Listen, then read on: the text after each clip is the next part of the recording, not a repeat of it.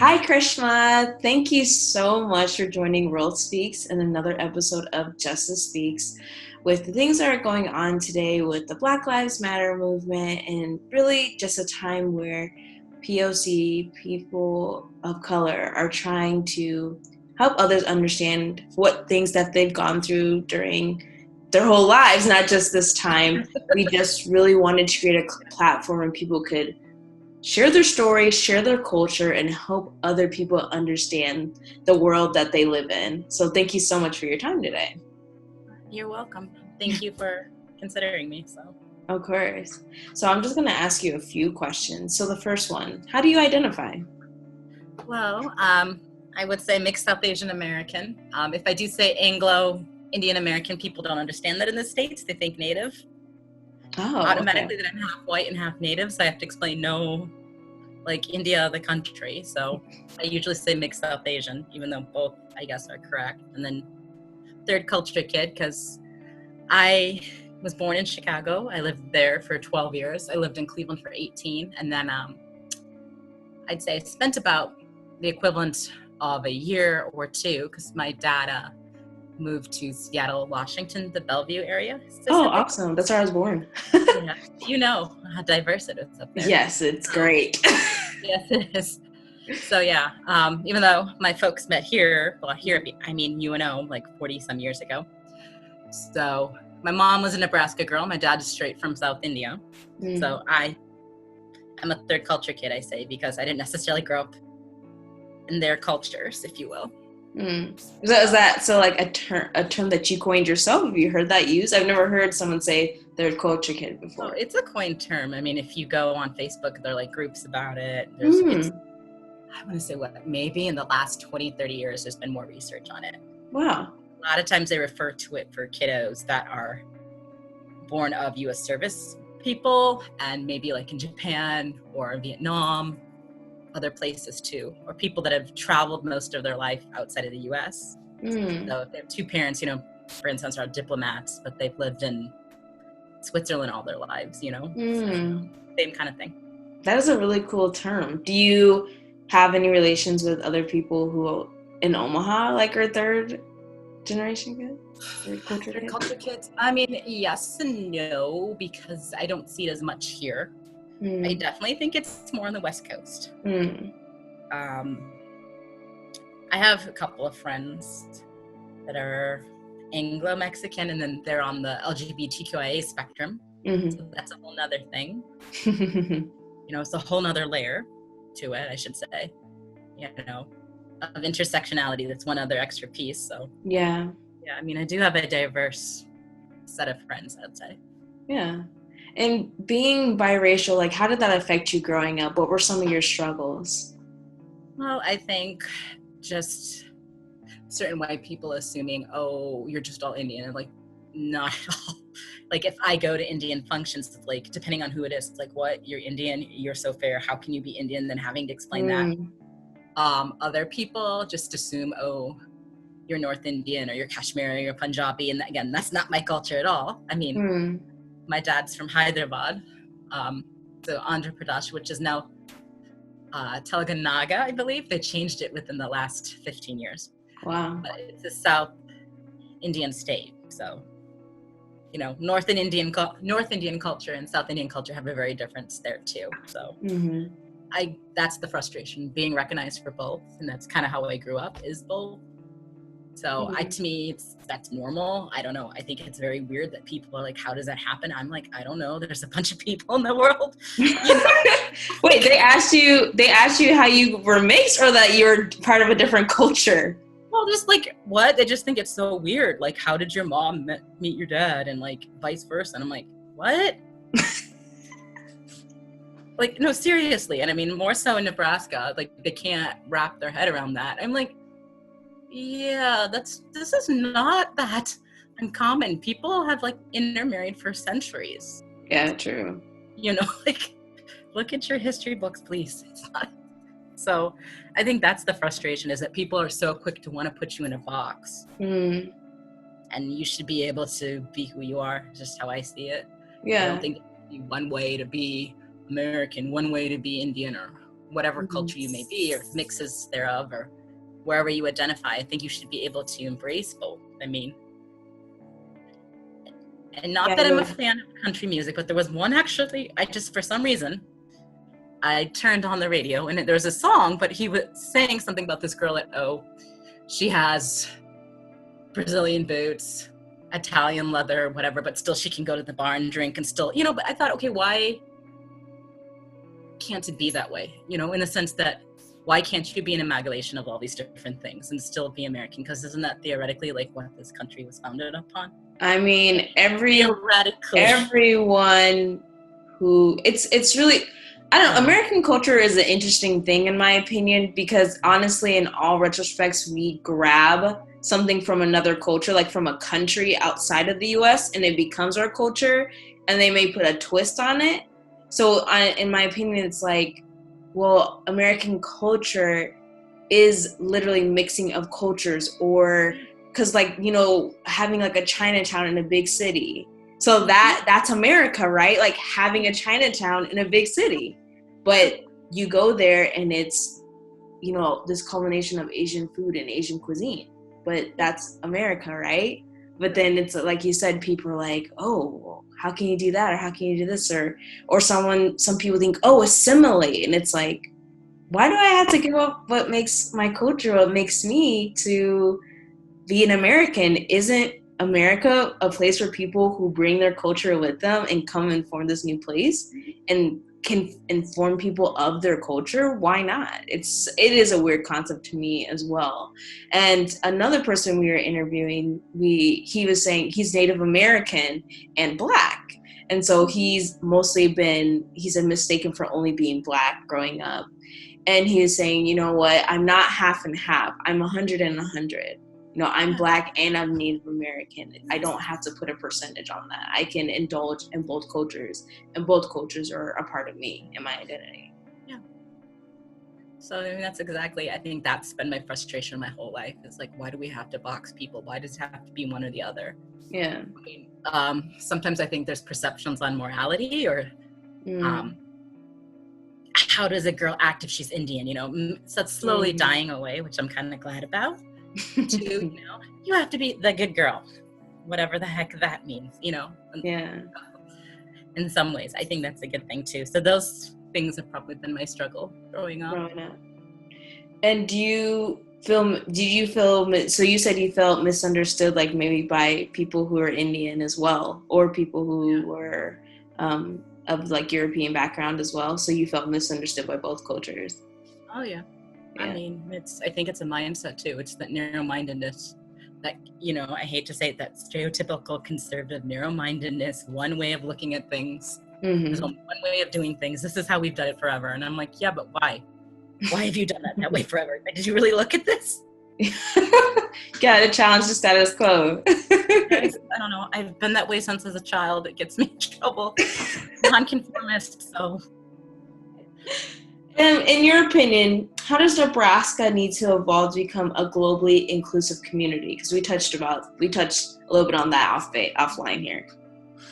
Well, I think, Nebraska theoretically has, in theory, a good idea that, we try to accept everyone, that small town ideology of, neighbors and helping each other. However, there is a catch-22 with that. I feel like, again, if you are a small town white person, sure, we'll do that for you. But if you're different, then why would we? And, should I trust you? Should I not? And I think they really need to wake up with that. I don't know. It's just very frustrating to me, because if you look at history, individuals would play on the poor or white working class to benefit themselves. And then I feel like racism and xenophobia and every other phobia there is, homophobia, Islamophobia, the whole, everything kind of got rolled into that. And it's like, I've heard people say, oh, people judge us because we come from a farm background or a lower, socioeconomic status. And it's not so much that. I think it literally is the narrow-mindedness. Like, if you truly, truly believe in these tenets of whatever your religion is, of accepting you know, the stranger, the foreigner, the refugee, and everything. I think that's what you need to start looking at. Do you really think that? Like, looking at your own self, like, why are you so afraid of things that are different or people that are different? That is the challenge, I think, for Nebraska. I don't think that it's necessarily a bad place, but that mindset, that is, as someone that wasn't born here, but I guess technically I have some heritage here, how I see it. Yeah, I totally understand what you mean. It's like, are you going to practice what you're preaching? Yeah.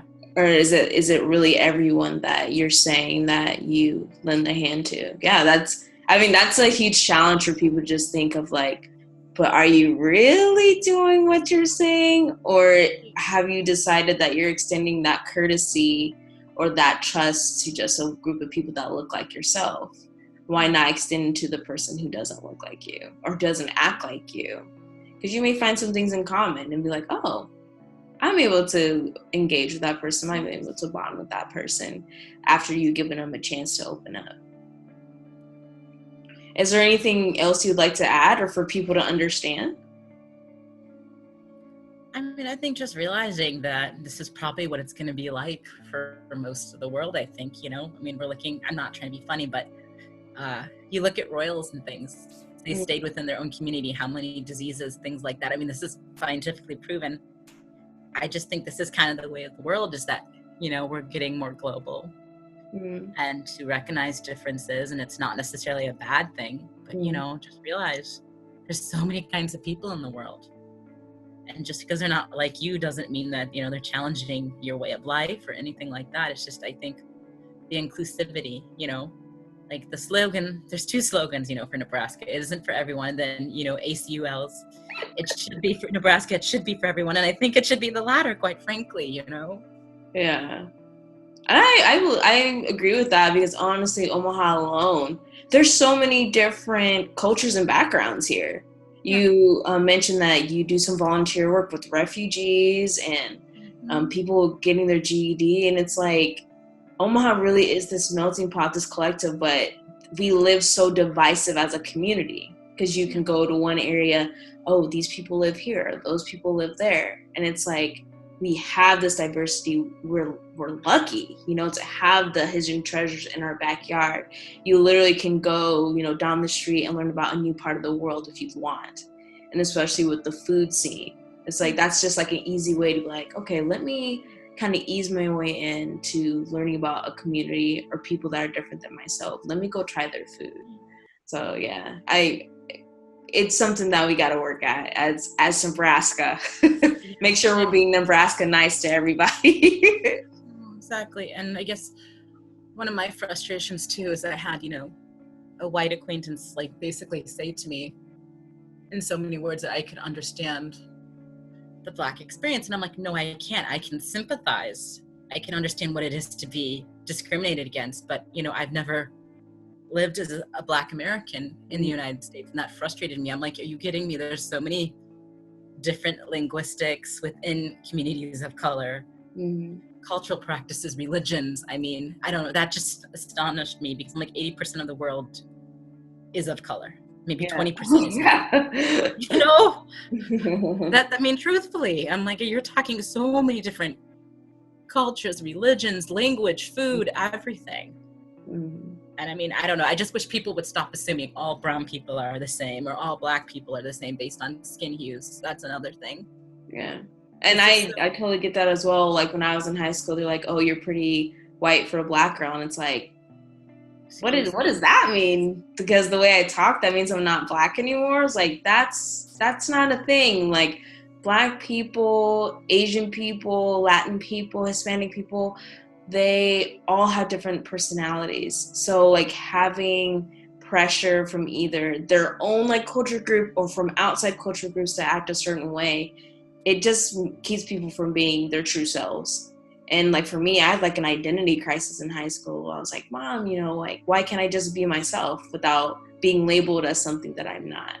So it's just something also that we want to remind people. It's like the words that we say, they do have power and they can leave scars on people. And it's like, you may not mean it that way, but when you say these words, this is what you're saying to that person. It's just so important that people realize that. I I don't know. And I guess too, like, I wish colorism would stop. Oh goodness, Ever that's a be. huge topic. I mean, you asked me if there's anything else. Like, I wish that would stop. Yeah. That's one thing. I don't know. It's frustrating in of Yeah. itself. On both ends of the spectrum, I don't think anybody wins with that. No, they don't. And I'm sure, like, coming from like an Indian background, colorism, that's a huge thing, like part of their society. So it's like, someone of your complexion, maybe have it better than someone who has more, maybe closer to my complexion in India. So it's like, it may be, most people are like of the same background, like they're Indian, but they still have found a way to try to mark folks down. And no one's free from the blame. Colorism happens in the Black community. It happens in the Latino community. So that is something that we as people have to take a look out of. It's also, what we see on media, what's promoted, that kind of thing. But not we the have to same start thing. saying like every shade's beautiful. Yeah. I remember girls like, that were darker than me didn't want to talk to me, like other Indian girls. I like desperately wanted to have Indian female friends, and it was always that, oh, you think you're better than me because you're, I'm like, what the? I don't ever remember like my parents saying you get to behave that way, ever. Yeah. I don't ever remember that ever being so much my parents. It was like distant relatives would say things like, oh, you're so lucky, you're so fair, da da da da. I'm like, what?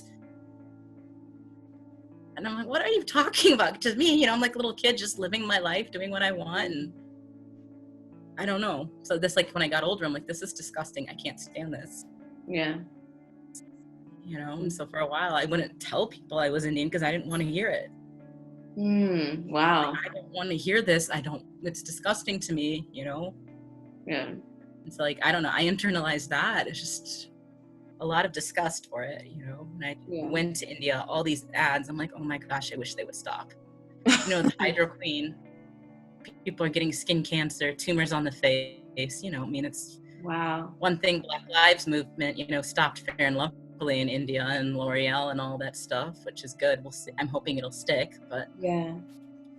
I was interviewing someone from India, and she was talking about that, how the Fair and Lovely, they changed it. And I was like, did they change the ingredients? She's like, well, I'm not sure about that part. And I'm like, oh no. I mean, that's so serious. It's just like, okay, the name stopped, but what is it doing? Has that stopped? I mean, there's women that will cake on foundation to make their face look lighter, but their hands are not that color. I mean, and and I'm like, please stop. Yeah. I mean, that's just something that, I don't know, I feel like it had to be unlearned over so many years. It would take like a lot of work and some efforts for people to be like, hey guys, like, it's okay for us to just look like us, whatever way you're born with, that's fine. Exactly. No, I mean, I'm hoping eventually, younger kids and stuff won't have to hear that junk, because it's so not healthy for anybody. Yeah. I have that hope for them too, with the movements that are happening and the kind of the whole world's watching. People will just kind of take a look and say, okay, enough is enough. Like, for the next generation, we have to do so much better. No, and that's the thing, I guess, too. Like, with the South Asian diaspora, I've never agreed with this.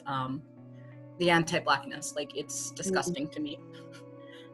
So many, not everybody, but so many Asian immigrants, and I would even say educated immigrants, wherever they come from, don't realize, and I'm saying outside of the African diaspora, outside of, the African American experience, the slave experience, they don't realize civil rights made it so they could come here. I mean, the ridiculous, excuse my slang here, anti-immigration, anti-Asiatic Act, of 1864, 1865, one of those dates there. It wasn't until 100 years later, oh, okay, after civil rights, it got written out. Yeah. So people don't realize there's been like 3 waves of Asian immigration in this country. Like, my father was the second. And I mean, people just really need to know, because of everything they're trying to do now. It's extremely scary. Yeah, it is. I don't think we should stop what actually makes America great, which is people of different backgrounds coming and building the country as it has. You know what I mean? Like, immigrants just attribute so much to our society. Like, without them being here, like, some of the best things wouldn't be here, and it's like, It's our food, like what Americans love, you know? Like it just enriches. Like without that, what would we have? A hot dog? Like, you know what I'm saying, you know? That's German, you know. Well, even see, there you even go. You couldn't even have a hot dog without it. I mean, what's really a native? I mean, what is probably really American food is native food. Native American food. That's it. It's just dying out, which is sad, and there are people that are trying to keep it. And you know, there you go. You have high rates of diabetes in that community, and we wonder why. I mean, yeah. I guess you're right. Honestly, really, and then probably maybe like Mexican food is like the closest because it's like, you know, we took that Mexico used to be all the way up into like Colorado, like all those states and stuff, you know, California. So it's like that food is probably like the closest you're gonna get because you know, depending on tribes are practicing the food that they make. If you watch Taste the Nation, you know, Padma Lakshmi is serious. Oh, I love that show. It's great. So yeah, everything is right there. So I love that show. Your cat's behind you. Yes, I know, she's bad. Should have warned you. She has to be in everything. Well, Karishma, it was really great talking to you, and I appreciate your experience and sharing with us. Oh, thank you so much. Thank you for having us. All right, you take care. You too. Bye. Bye-bye.